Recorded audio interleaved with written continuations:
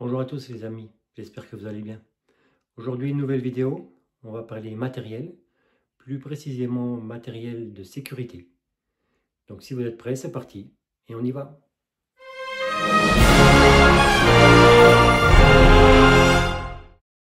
Alors voici le matériel en question, c'est une dashcam qui filme à 360 degrés. Donc on va ouvrir pour voir ce qu'il y a dans la boîte.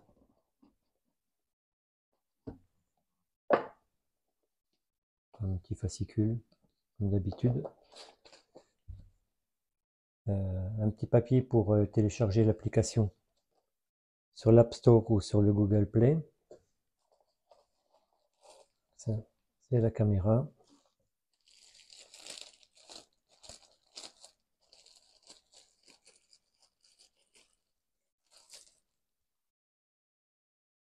Voilà, ça se présente comme ceci. Objectif ici et un objectif ici, donc ça fait un 360.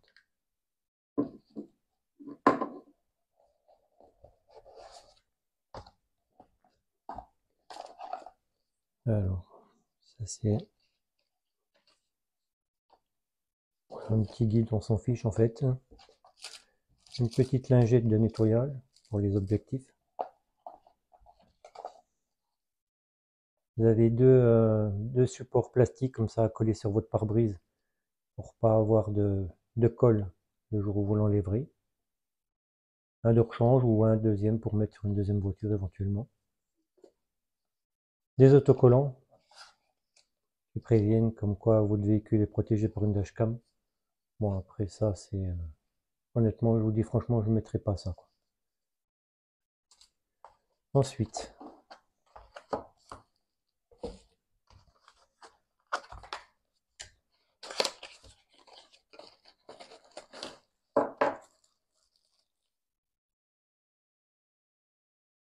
alors ça je suppose que ça doit être le support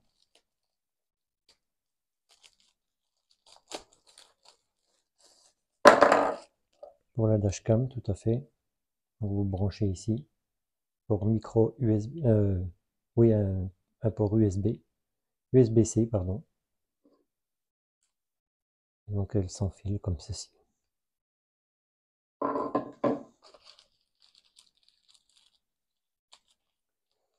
Alors ça doit être des petits, oui c'est pour placer vos câbles si toutefois vous avez besoin.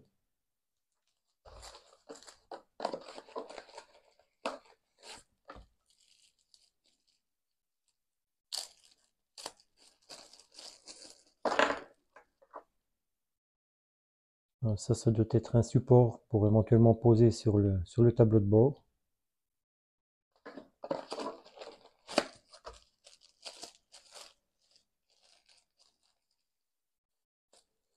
Alors ça doit être le câble data, je suppose. Oui, tout à fait. Câble data en USB-C vers USB.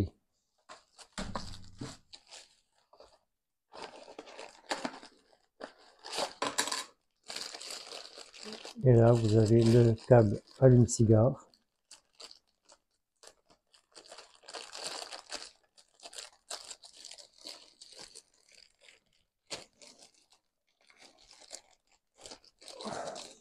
Bon, voilà, c'est facile comme ça. Donc USB-C vers allume-cigare et vous profitez en plus d'un port USB si tu voulez recharger un téléphone ou quoi que ce soit. Là, je ne sais pas combien vous avez, mais il me semble que vous avez une dizaine de mètres, donc il y a de quoi faire. Mais ça, moi, personnellement, je ne vais pas l'utiliser. Je vais utiliser plutôt ceci.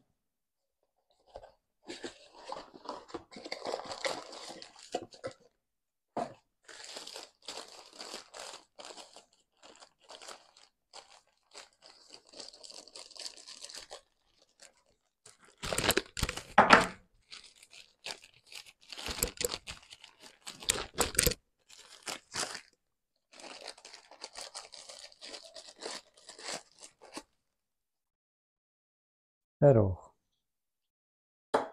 USB-C pour mettre sur la caméra. Et ça va directement sur le port OBD de votre véhicule. Donc, ce qui vous permet d'avoir une connexion H24 et 7 jours sur 7. Donc, vous profitez du mode parking avec ça. Et là, vous avez un petit, une sorte de petit wattmètre, je pense que c'est ça, avec plusieurs réglages. En fait, c'est pour pas que votre batterie, la batterie de votre véhicule se décharge.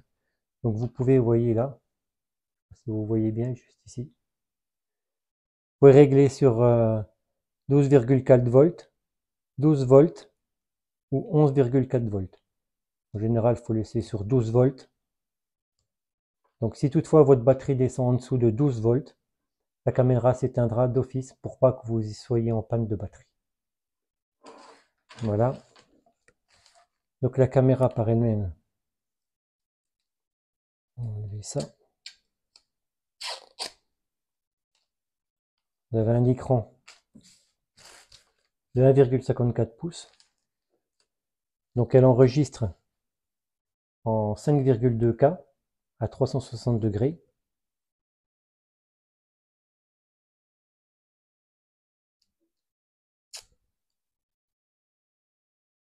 Donc la résolution est de 1944 par 1944, deux fois, donc bien sûr. Vision nocturne infrarouge. Le processeur d'image, c'est un Starus 2, je ne connais pas personnellement. Les deux objectifs sont HDR. Donc bien sûr, vous avez le mode stationnement 24 heures sur 24 avec ce câble-là, bien sûr. Avec l'allume-cigare, non. Du moment où vous couperez le véhicule, la caméra s'éteindra automatiquement. Vous avez le mode impact également sur cette caméra qui va filmer 10 secondes avant l'impact pour que vous voyez vraiment ce qui s'est passé. Vous avez un GPS incorporé, le Wi-Fi 5G, contrôle vocal en français.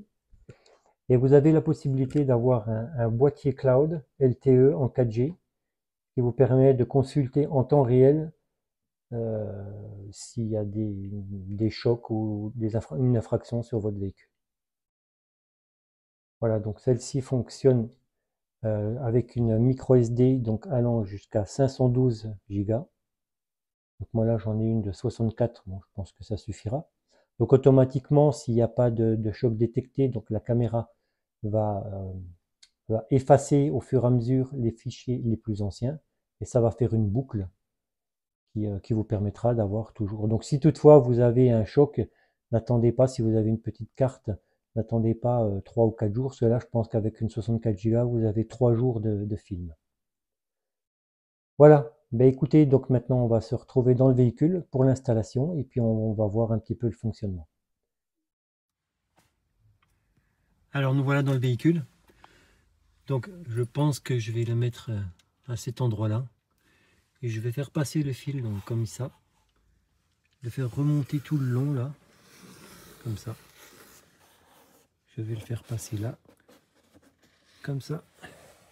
Faire redescendre pour arriver juste ici où se trouve le port OBD. Voilà. Alors n'hésitez pas hein, à utiliser ce petit outil. Hein, pour les garnitures, c'est du plastique, ça n'abîme pas, ça raye pas. Et vous pouvez comme ça facilement... hop, si je cadre mieux, ça va. Voilà, vous passez votre fil là, comme ça. Et là, vous abîmerez rien du tout. Pareil pour là-dessous. Voilà. Donc, bah, ce qu'on va déjà faire là, c'est mettre un petit coup d'alcool isopropylique pour bien dégraisser. Ensuite, on va coller le film plastique juste ici. On va placer la dashcam et on va faire passer le fil et puis après on fera le test. Allez, on va commencer par l'alcool isopropylique. 1, 2, 8.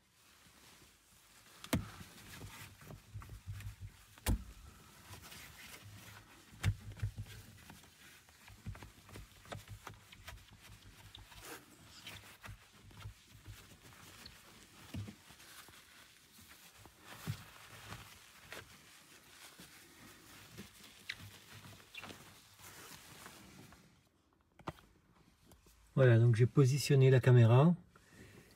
J'ai commencé à faire passer le fil. Vous voyez que j'ai laissé un petit peu de rab au cas où. Ça fait bien propre. Je les vais rentrer derrière le rétroviseur, derrière le cache du rétro. Et après, je vais longer tout le long là. Et à le faire redescendre par ici. Allez, ben c'est parti, on continue. Alors voilà, installation terminée. Donc, hop là. J'ai fait passer mon fil comme ça, tout au long. On ne voit rien du tout, c'est super propre. Je vais faire passer ici, j'ai déclipsé donc la boîte là. Et là j'ai le voltmètre qui est là.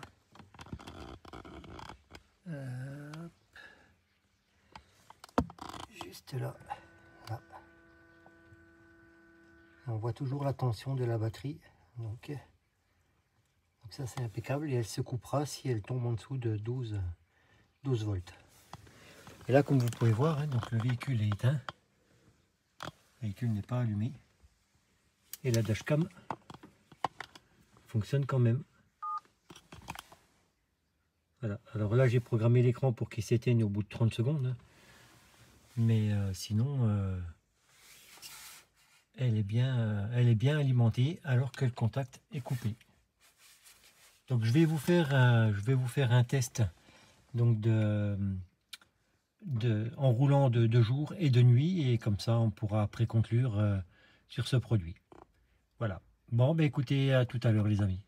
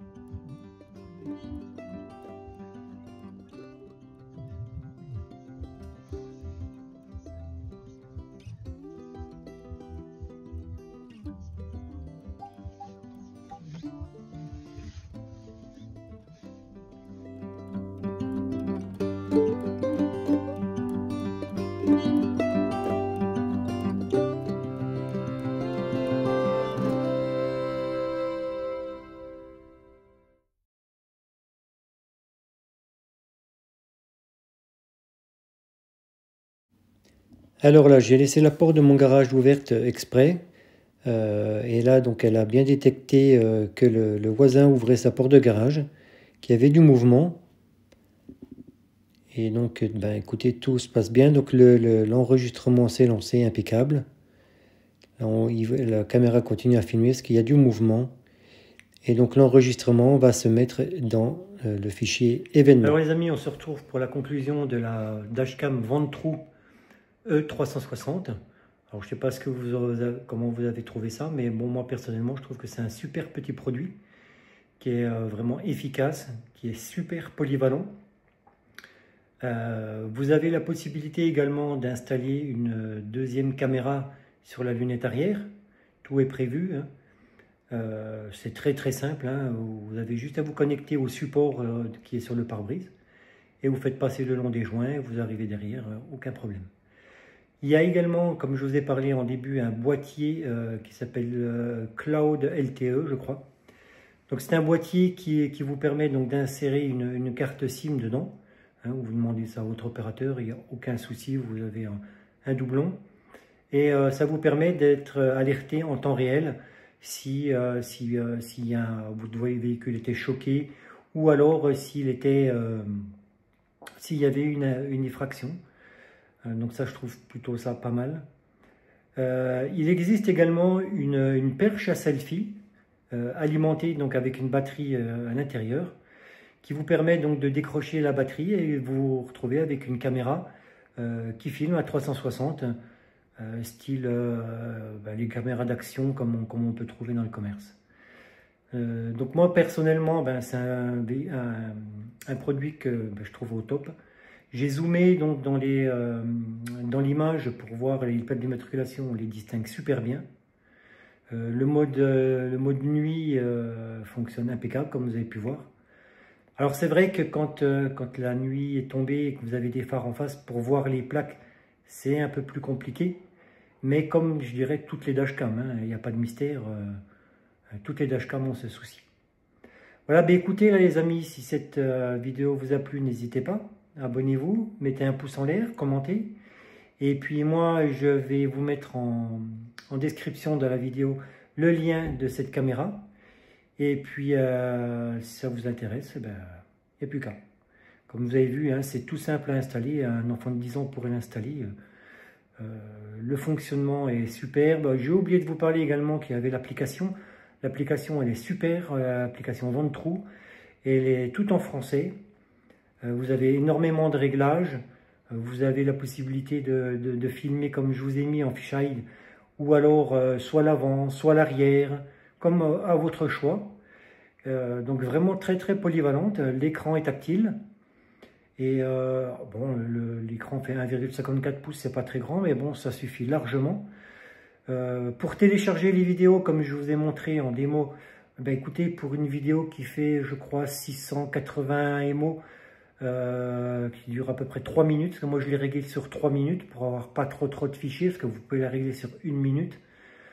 Donc moi je l'ai réglé sur 3 minutes. 3 minutes à 680 MO, vous mettez à peu près une petite minute. Donc c'est très rapide, il n'y a même pas besoin d'enlever la carte mémoire pour la basculer sur un ordinateur. Vous le faites depuis l'application et c'est vraiment impeccable. Voilà, sur ce les amis, je vous souhaite une très bonne fin d'année et puis je vous dis à l'année prochaine. Ciao les amis.